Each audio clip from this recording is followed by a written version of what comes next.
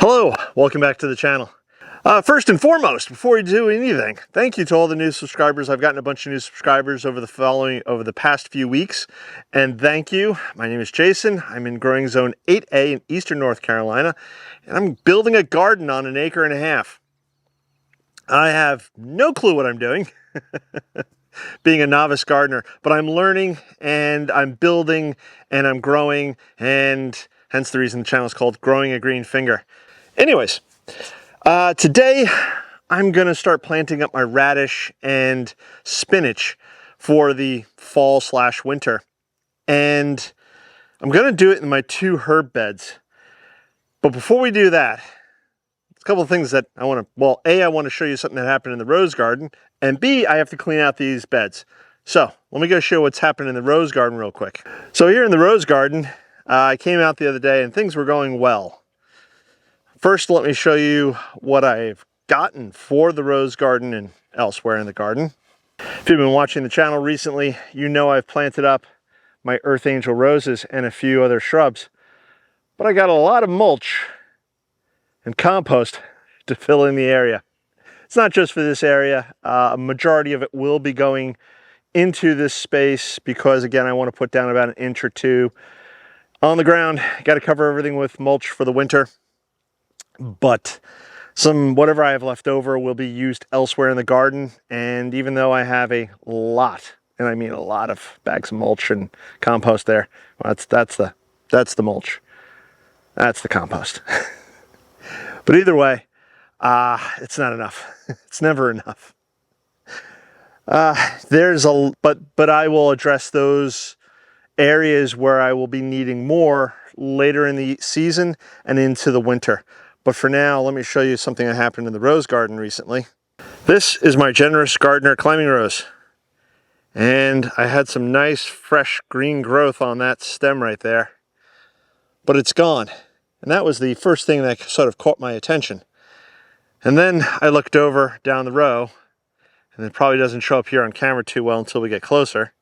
But my rose bush here, one of my roses, looks like something's wrong with it. Just a lot of missing leaves. Same with this one. Something's not right here. And then what happened? Oh, what's going on? Do I have a plague of some sort? And no plagues, no diseases, just a deer. You may have heard me talk in recent months about my motion sprinkler here. So essentially what it does, if we can get this in shot here, little motion sensor right here. And whenever it senses motion, it goes off, just shoots a little spray of water out into the garden there and freaks the deer out and they run away. Except it ran out of batteries. So the second it runs out of batteries, the deer came through and nibbled a lot of the leaves off of the roses. The bad news is my roses look a little, which is okay. They will grow back. That's the upside. The other upside is that now with a lot of the foliage missing, I can then go and start pruning back my roses for the winter. I wasn't planning on doing it yet, but the deer have prompted me to go forward, and it'll probably get done in the next week or so. And I'll just go through and basically any branch that looks like it's rubbing on another branch, I remove and I trim down the size a little bit. That kind of, the sun's going in and out. I'm sorry about the exposure here. But I'll go through the roses, anything that crossing branches or that needs to look like it gets trimmed back, I'll trim up my roses, and they'll be good for the winter time. I'll replace the batteries in the motion sprinkler. I've also put down more deer band pellets. Again, these are like little, they look like pills, and when they dissolve, they release a smell of like coyote urine, which is supposed to freak the deer out, and it works pretty well. Also, once we get into the freezing temperatures, I can't use my sprinkler anymore, so then what I'll do is I'll just be very diligent putting down the deer spray.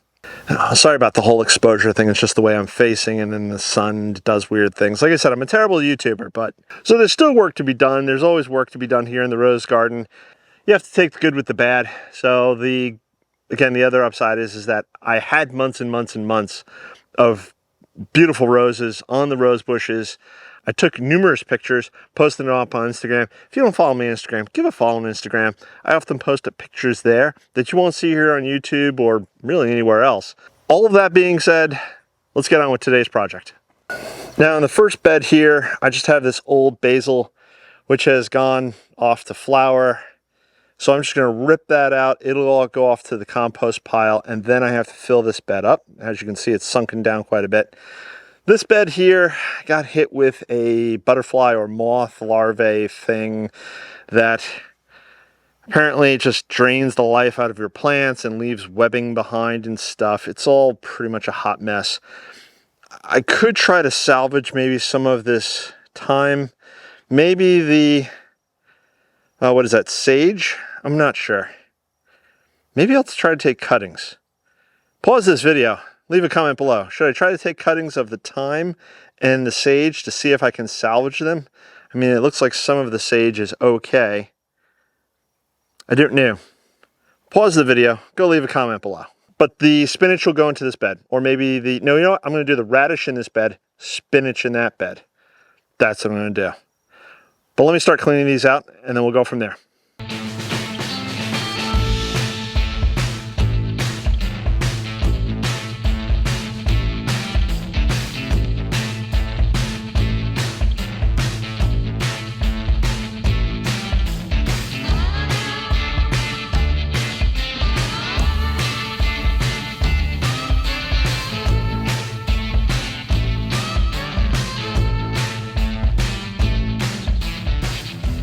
Okay, so as you can see, I turned around and cleared out both beds. I did not take any cuttings or try to save the salvia or thyme. They're easy enough to grow on from seed, and honestly, we use the thyme more than we do the, not salvia, I apologize, sage.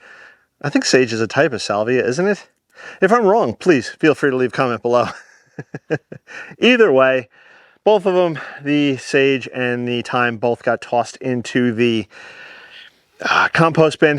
What I may try to do this winter is, and I already know I'm going to try, but one of the things, I'll give you a preview of what I'm going to try this winter. I'm going to try to grow basil, and now I'll try to grow thyme in the greenhouse over the winter.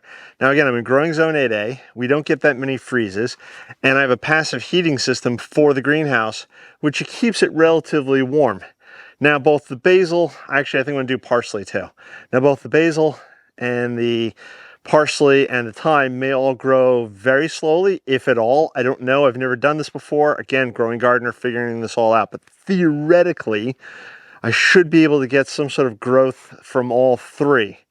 Whether they'll grow to a big full size relatively quickly or not, that's to be determined. If it grows to a decent size, I can plant it directly out into the herb garden here once the springtime comes.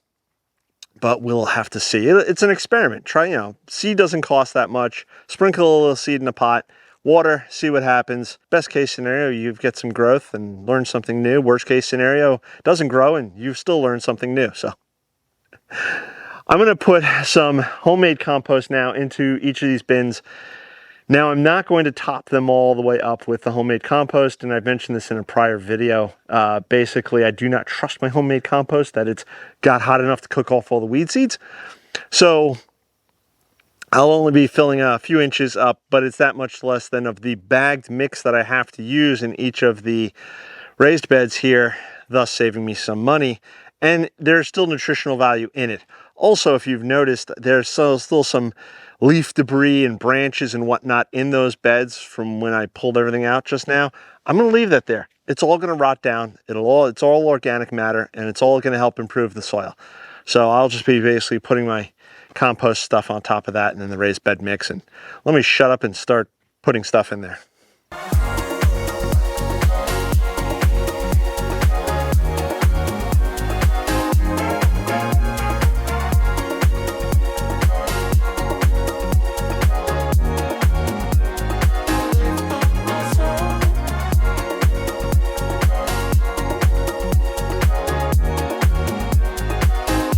Okay, so I got the beds all filled up. I'm going to be planting, like I said, radish and spinach. The varieties I'm going to grow now, if you've ever grown radish, you know the whole story, you know the whole scoop. If you've never planted radish before and you're thinking about getting into gardening, or you want to garden, even if you live in a northern climate, you can still plant radish, because Radish grow in about 30 days. Some varieties actually grow faster, in less time than that, probably like 25 days or so. This variety is 23 days, and this is French breakfast radish. So 23 days, and you get yourself some delicious radish, if you like radish.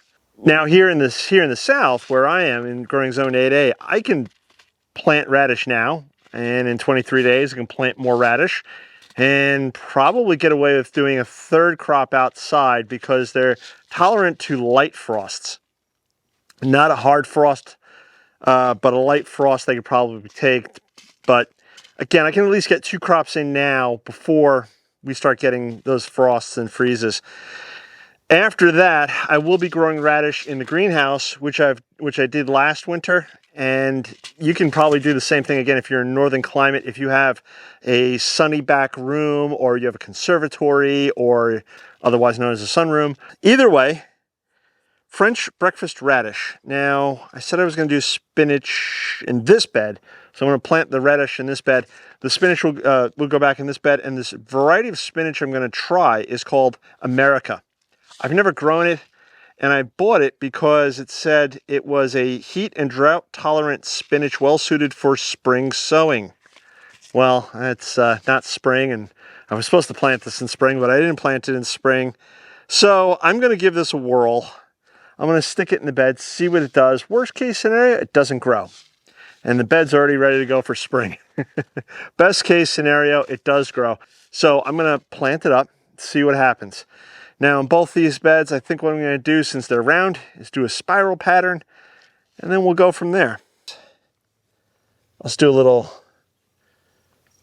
circle here, and I'll make concentric circles. You can, if you're planting, again, expert gardeners, you guys all know this. You've been growing and have a lot more experience, but I think this is what I'll do. Just a few circles here. It says that you're supposed to plant them 1 inch apart, and then thin to 6 to 8 inches apart so the plants have room to grow. So what we'll do is we'll just try to sprinkle them in maybe every couple of inches. There may be 2 or 3 that I drop at the same time. If you, again, are new to gardening, you can come back and do a process what they call thinning. And so as these seeds start coming up, you can start plucking out ones that are too close together. And again, if you're an experienced gardener and you hear me say something that's stupid, feel free to leave a comment below. Like here in the center, it's a very tiny ring, so we may only get 1 or 2 plants, but I probably drop about 4 or 5 seeds because you have no idea what's actually going to germinate and not germinate. So it's always better to do a little over sowing. And now I'm just going to flop the soil here back on top. And when we're all done, we'll water both beds. Again, I'm just going to do a ring or a series of rings. Radish is one of the easiest vegetables to grow. So again, if you're new to gardening, just get some radish seed. Start with some radishes. Pretty easy to grow. And they're fast. I'm just going to sprinkle them into the little furrows that I made here. There's a few that grow very close together. Then I will thin them out. This is a pretty easy process. And then just cover the seed up. So you experienced gardeners, you know the drills, you know what to be planting, how deep to plant it, etc., etc. New gardeners, pay attention to the packets. The information is there to guide you, and there's some good information. Like I said, I looked at each of these packets. I confirmed that the packet for both these said 1/2 inch deep. Now the other important piece of information, and again, experienced gardeners, you know all this, and thank you for tolerating me and listening to my prattling, but new gardeners or people thinking again of gardening, look at there's information on here such as, so I mentioned the radish, 23 days. It should be sprouting within the first 5 to 10 days. So it says sprout time 5 to 10 days. That's for the radish. That's important information to know. So if you're 2 days later going, oh, nothing grew, it didn't grow, it's gone, it's not working. Patience. 5 to 10 days. If after 10 days nothing's coming up, then start worrying. But generally, as an average rule of thumb for the radish here, they say 5 to 10 days. So maybe it's day 11, maybe it's day 3. It could vary, but that's an important thing to keep in mind. Now the spinach, I have no idea how long the spinach is going to take. Let's see. Germination, 7 to 14 days. So it literally could take 2 weeks before the spinach starts coming up. I'm a new gardener, I'm learning these things, and I have to remind myself every once in a while to slow down, take a deep breath, go look at the packet. Oh, it's been only a week and a half, give it a few more days, and sure enough, there comes the spinach popping up. Now, I did plant a bunch of stuff recently, and I can't remember if it was on camera or not camera, but let's take a quick look at that before we wrap up the video. Now in this bed over here, I have carrots, and I'm growing them obviously for the fall, winter, and they're just coming up now. Some of them are putting on their true leaves, which is important and good, and they won't be ready until probably mid-December, which is fine. The carrots are growing. Now my onions over here, they're also doing well. Now the onions, many of them have put on their first true leaves, which is great. Again, now while the weather's warm, they can really start growing, getting in a good root system. And from what I've been told, the onions will overwinter here. Now this variety, the red onions, I think is about 90-ish days. So again, they should be ready to harvest in mid to late December. We'll have to see. If you haven't subscribed, please subscribe. Click that bell icon to be notified of when I do post up a new video, because maybe I'll be harvesting onions in December, which is kind of crazy. I've never grown onions this time of year in the fall/winter. So I have no idea what's going to happen. From some of the locals I've talked to, they'll be fine. They'll actually overwinter, and so we'll have to wait and see, and then we can see what happens together. Let's go look at one of the other beds I have going on right now. This here is my collards bed. It's a fall crop, fall/winter, and I've never grown collards before, so this is my first try. At the beginning of the bed, I have my beets. Now, the beets I've grown before, so that should be okay, and I believe the variety is Ruby Queen. So we'll have to see how that plays out and how they grow. The collards, I think they're just called Georgia collards. I'm not 100% sure on that. Wait, I have a label. It says Georgia collards. There you go. That's why it's important. But they're growing well, and some of them are putting on their true leaves. So hopefully in the next 60 days or so, I think that's about how long they take to grow. I'm not 100% sure. If I'm wrong, or if you've grown collards before, have any sort of input, please leave those comments below. But so far they're growing, and again, true leaves. So life is good. That's what's happening in the garden. I actually planned on, or hoped to plant the spinach a few weeks ago, but that didn't happen. Now is about the right time to start planting radishes. Again, we're supposed to be getting cooler. The cooler the weather, the better for the radish. Radish is not necessarily known for being hot weather crops. Maybe you can grow them under shade cloth. I don't know. I've never really tried before. But either way, my radishes and spinach are planted. The onions are growing well. The carrots are growing well. My collards are doing well.